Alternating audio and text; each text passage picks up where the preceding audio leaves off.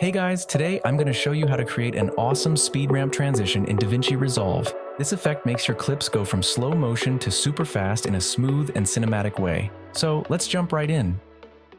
First, scrub through your video in the timeline and find the exact moment where you want to slow things down.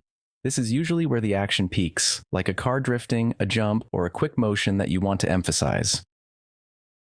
So right around this point, I want my video to slow down. I'm going to right-click on my clip and select Retime Controls. Then I'll click on the drop-down arrow next to the 100% and select Add Speed Point.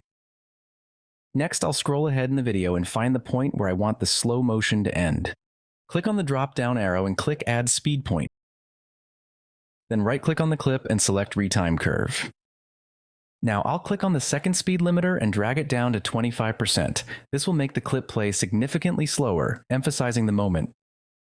Next, I'll go to the start of the clip, find the icon with arrows on both ends, click on it and drag it to around 250% to speed up the beginning.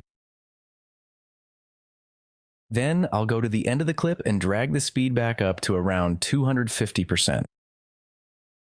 Now let's head over to smooth the speed points to create a seamless speed transition. Click on the first speed point and select the curve option to smoothen the transition. Do the same for the second speed point as well. With the speed point selected, I'm going to slightly stretch the curve a bit more to make the transition smoother. I'll do the same for the first speed point as well. This eases the speed transition, creating a smoother and more natural flow. With the clip selected, go to the inspector panel and locate the stabilization parameter. Change the mode to similarity. Set the cropping ratio to 0.8, then adjust the smoothness to around 0.5.